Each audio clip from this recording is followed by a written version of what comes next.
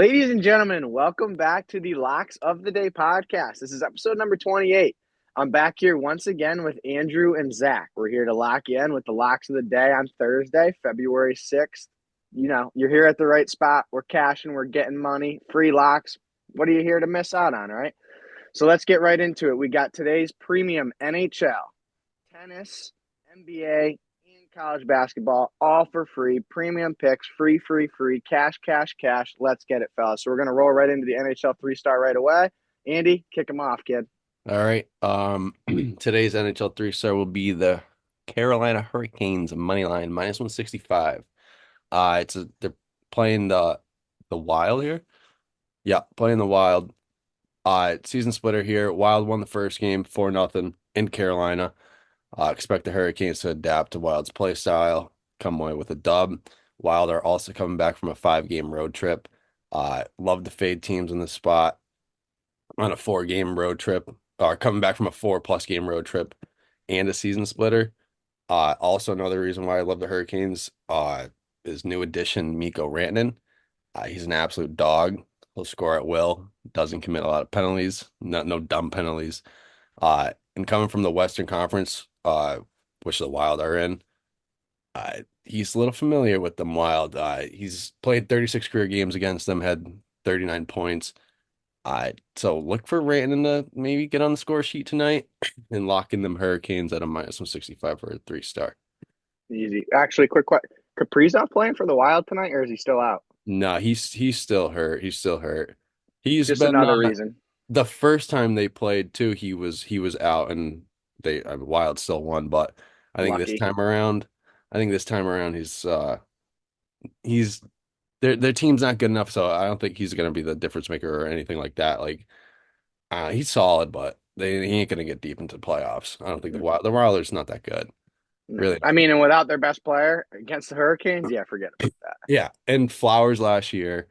I mean, like they have two good goalies, but nothing crazy to go too deep. Hurricanes, on the other hand, that's why they got Rantanen. They want to go deep, and that dude goes off in playoffs. I think he has like over 100 career playoff points already, and He's a beast. I think he's only played like 50 or 60 career games in the playoffs. He would he He's would be a nuts. much bigger name if it wasn't for McKinnon and Makar on the Avalanche. Like he Yeah, was that good. They were just they're like the best in the league, so it's overlooked. Now he's on his own team. Like he's gonna shine. yeah. He's gonna shine. He's also had 2 years in the playoffs where he scored over 20 goals, which is wild. But That's ridiculous. yeah, it's That's absolutely crazy. ridiculous.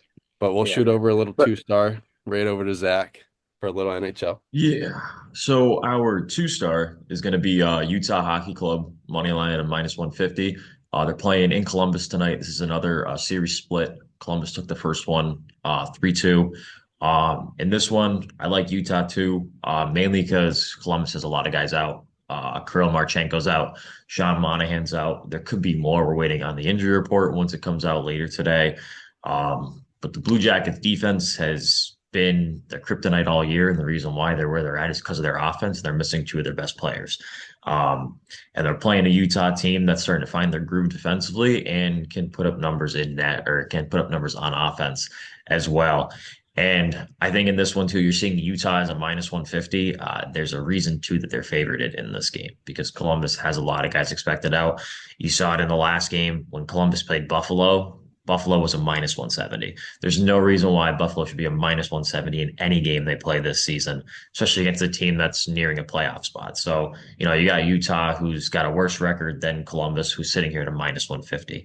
There's a reason why Utah's favored. So I think with Columbus's guys out, we're looking at a split here. Columbus is coming back too off a little bit of a little road trip. So we're going Utah minus 150. love it. So there's your NHL locks of the day. Don't forget those ones. Right before I roll into tennis, if you guys are new here, we do everything based on a star unit system. So 3 units, which is a premium play, free on podcast, or 3 stars, 3 units. 2 stars is 2 units, also premium, and then 1 star is 1 unit, which is free, posted on Instagram, Twitter, Threads, wherever, at LocksOTD every day. So now I'll roll you right into tennis for ATP Dallas, scheduled to start at 4 p.m. Eastern time, which we know tennis can really start whenever. 3 star Casper Ruud, minus 3.5 at a minus 145 versus Michael Moe. Casper Ruud, who is currently number 5 in the world, versus Michael Mmoh, who is currently number 422 in the world. Can't overlook rankings, though. Like, clearly, as I said, rankings don't mean everything in tennis at all. But Ruud is clearly the better player here. It's not a debate. And unless Ruud pulls one of his BS stunts where he's just terrible for a match or two, he should be able to get this one done pretty easily for us here. I mean, Ruud's been playing pretty solid on hard courts this past month, which he's usually a little shaky on hard court, as we said, but he's playing pretty well right now. And Michael Mmoh hasn't beaten anybody impressive on hard court in a while. And his serve, little shaky. So I think Ruud's going to be able to get the advantage there, kind of break him into his serve, take advantage of that, get a couple extra points on him. So Casper Ruud -3.5 for a 3-star -145. You can lock that one in. And then sticking with the same tournament, ATP Dallas, scheduled to start at 5:30 p.m. We have a 2-star, good match here, 2-star Riley Opelka, money line, -145 as well, versus Cameron Norrie. We just had Cameron Norrie +3.5 versus Alex Michelson. He actually won. Great player. These are both solid players here. Like I said, Norrie's coming off an impressive win against Michelson, who's a stud. And Opelka has been on fire since he has been back and is one of the best servers on tour, if not the best. So this match is going to be very tight.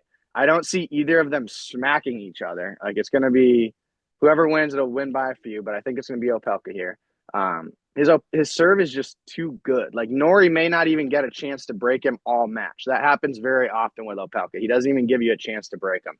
If you're going to beat him, you got to beat him in a tie break.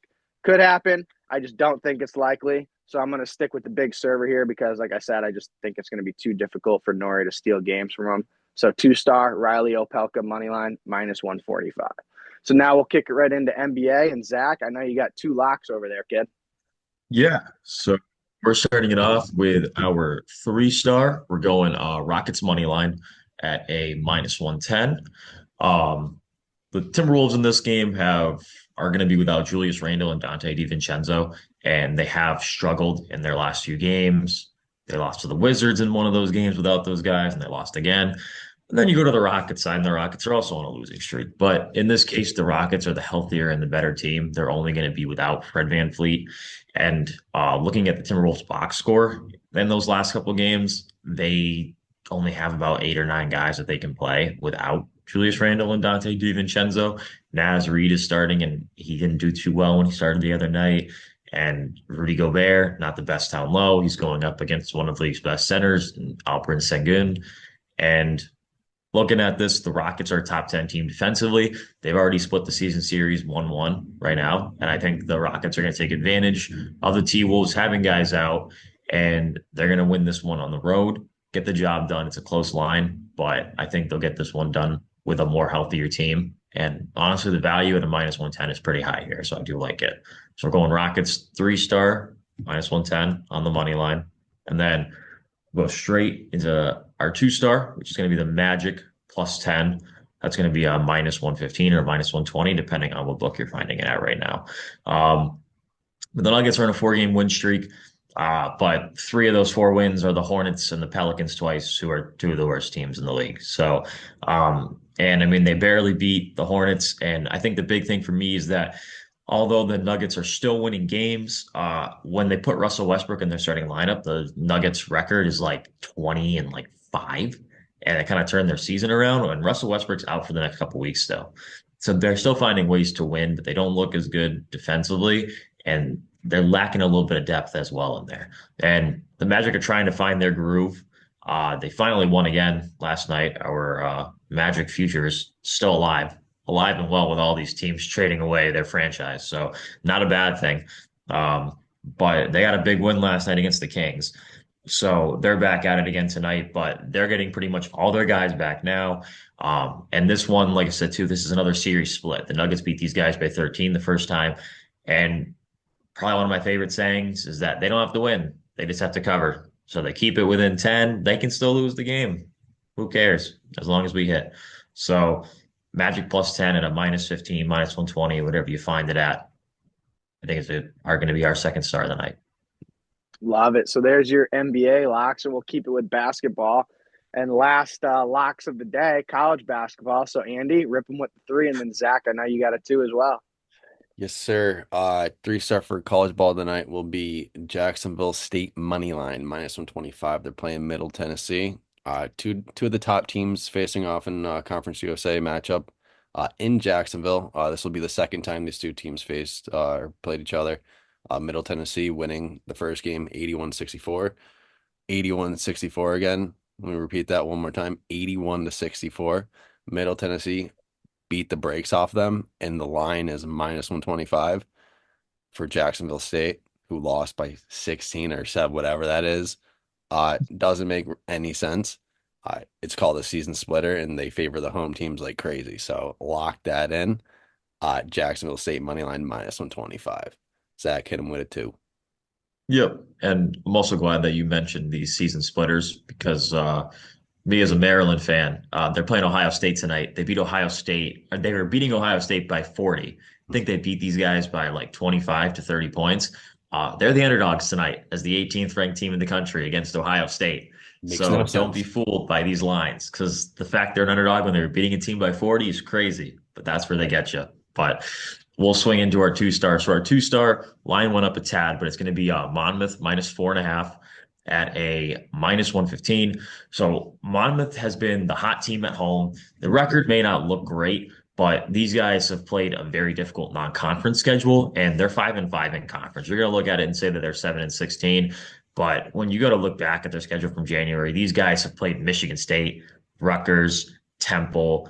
I mean, you got Wichita State in there. They've beaten Seton Hall this season. They've played a very tough non-conference schedule. They've got Princeton, Auburn in there. Like these guys were getting killed, if we're going to be honest. But at the same time, when you're playing teams like this, they're paying you to play them. So not the worst thing for this program. And they've done well. They've been hot at home. They've won their last few. They knocked off Drexel, knocked off Delaware, who are two pretty decent teams in their Coastal Athletic Association. And they're coming in, they're playing Hampton. Hampton's just really struggled this year in conference play, only coming in at 3-7. They are averaging about 73 points a game, but a good amount of their wins are against D2 schools. So they've had about 3 or 4 wins. They've kind of beat up on those schools. So I mean, Monmouth here, I think, has the better team. And I'm not really looking too much into their points against and points per game kind of stuff when you're playing top 25 teams in half your games, basically, or at least Power Four schools in half your games. So, but I mean, I think Monmouth at home here, you've got great value on a good team, -4.5, and the line keeps going up, and there's a reason it keeps going up. So, I mean, this team is hot right now. They're playing real well. No one expected it when they started off 0-11. So they're getting right back into it. So, I mean, I love it. Monmouth -4.5, -115, and you're locking that in.